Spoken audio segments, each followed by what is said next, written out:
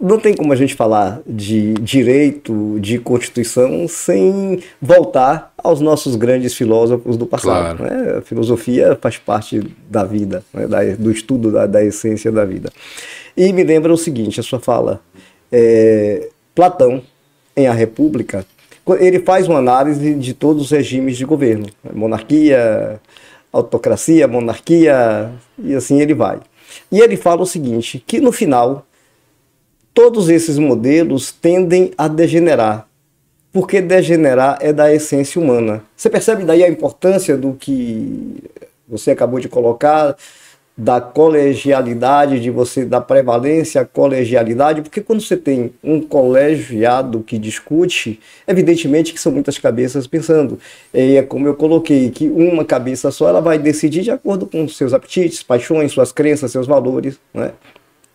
Então imaginemos aqui, só até para exemplificar, quando você tem uma decisão que é monocrática, vamos imaginar, só para, aqui é hipotético, tá? Hipotético. Vamos imaginar que tivesse uma questão qualquer entre a Igreja Católica e os evangélicos. Se um só vai decidir, esse que vai decidir é evangélico, como será que ele decidiria se ele é evangélico? Ou se esse que vai decidir é católico, como será que ele decidiria? Né? Da mesma forma, se tivesse um problema jurídico entre o Corinthians e o Palmeiras, e o juiz que vai julgar é corintiano, como será que ele decidiria? Ora, você percebe por que é importante o colegiado? Porque quando você tem um colegiado, esse assunto é debatido. Você tira de valores e crenças pessoais para valores e crenças coletivos. E o sistema tem que ser plural. É por isso que os representantes do povo, eles são plurais, eles é a composição de diversos partidos, de diversas matizes, inclusive de tendências, né, esquerda, direita, mais ao centro. Então você percebe que isso enriquece o processo decisório, porque você tem um conjunto de ideias de um modo e do outro, porque você sabe, como diz, toda unanimidade é burra, na verdade, quando você tem unanimidade. Então, esse dissenso, essa discussão e esse debate é que faz com que a gente consiga tomar um rumo que seja o mais acertado para o momento atual, para o momento em que a sociedade vive. A lei, ela costumeiramente, ela tem que ser atualizada. Na verdade, sim, quando da nossa Constituição, a gente nem imaginava que fosse haver internet na palma da mão, você que no seu celular você tivesse acesso à informação do mundo, muito menos se conceber de inteligência artificial como a gente hoje tem a inteligência artificial fazendo parte da nossa vida moderna. Você percebe? São coisas novas que vão surgindo que precisam ser reguladas. Claro que não na Constituição, né? Aí isso fica para a lei infraconstitucional, mas é preciso que seja pensada. Eu estou trazendo aqui essa questão só para voltar aqui a afirmar dessa questão da decisão colegiada, principalmente quando você tem decisões da Suprema Corte, quando é da análise de constitucionalidade ou inconstitucionalidade de uma lei, que é um tema muito sério, um tema sensível. Por que é sensível? Porque ele atinge toda a sociedade brasileira. Você percebe? E às vezes uma lei é editada, promulgada e até ela ser declarada inconstitucional pode demorar um tempo. E aí? E os atos que foram praticados anteriormente? E ser declarado inconstitucional por um único homem? Você percebe o risco que isso traz para a nossa sociedade, Ricardo? É assim que eu penso. Então, eu, como você, eu exatamente igual a você, pensando exatamente igual a você,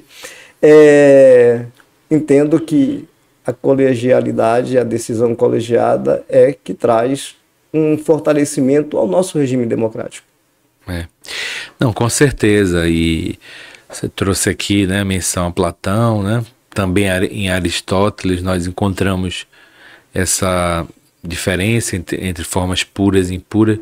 De fato, é muito importante que o sistema constitucional estabeleça limites, né, ao exercício do poder, né? E, de certa forma, a Constituição 88 traz, por exemplo, ao prever a federação, é uma forma de repartição espacial do poder, evitando que um governo central, né, sobrepuja governos locais.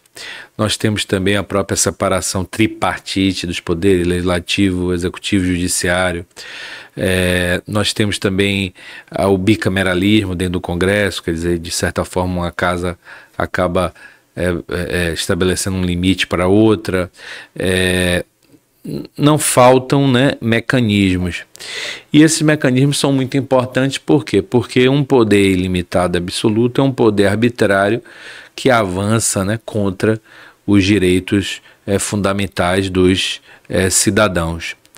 Também é importante destacar, a partir da sua fala, a ideia, né, de que a cidadania ela demanda, né, essa limitação também na atuação dos nossos governantes e também do nosso sistema de justiça, né? O limite será sempre os direitos fundamentais, mas ao mesmo tempo, né, considerando que a nossa Constituição é uma Constituição que ainda necessita de se materializar, o Estado ele deve ser também chamado para concretizar, né, direitos sociais, né?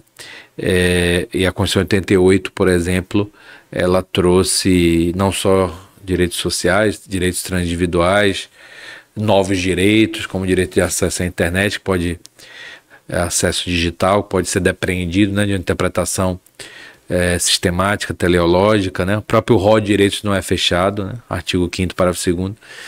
E é importante também perceber como o sistema de justiça, né, não apenas o judiciário, até porque o judiciário ele precisa ser provocado, a advocacia, as procuradorias, a defensoria, o Ministério Público podem ajudar o sistema constitucional na concretização desses direitos.